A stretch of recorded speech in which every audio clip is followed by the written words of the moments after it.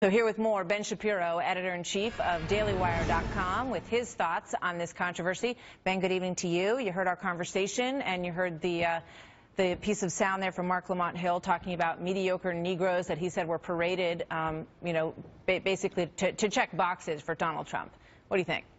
Well, I mean, I think, first of all, anybody who says that somebody's a mediocre Negro because they disagree politically makes you a less than mediocre person. I mean, it's really quite a disgusting thing to say. And I don't think it's intellectually honest for Professor Dyson to be talking about how they were just wanting someone with more expertise. Because I really doubt that if Donald Trump had invited Thomas Sowell, for example, or Jason Riley of the Wall Street Journal to come in and talk about housing policy, they would have been supremely happy either. What this really is about is there's a cadre of people on the left who get very insulted anytime a Republican reaches out to a prominent black person who doesn't immediately slap that hand away and say, listen, you guys are the bad guys, because too many folks on the left like to racially polarize in order to make hay politically, and that really is quite terrible. I mean, the fact is that if we're going to build a better country, we're going to need to reach across the aisle, not just on racial lines, but along political lines, and labeling everybody one way politically based on the color of their skin is the essence of racism. The idea that your race is inherently connected with your political thought is inherently racist, and the left refuses to acknowledge that, unfortunately.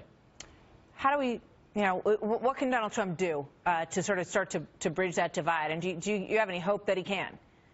Listen, I think Trump's actually doing the right thing on a lot of these things. I think that when Trump invites, people like Steve Harvey, or when he invites Jim Brown, or when he invites any of the other people he's been inviting to talk. Martin Luther King III, is that somebody who lacks gravitas? And when he invites all of these people to talk about this stuff, I think that he's actually attempting to reach out. Now, whether you think that's just PR or not doesn't really matter. The bottom line is, what would Trump do differently if he were actually reaching out as opposed to doing PR? I'm not sure he would be doing anything differently. And again, the idea that the left can object to celebrity involvement in politics, I didn't see them whining and crying when Meryl Streep was ripping Donald Trump up and down over the Golden Globes. I saw them celebrating her heroism for wearing a $12,000 ball gown in front of all of her friends.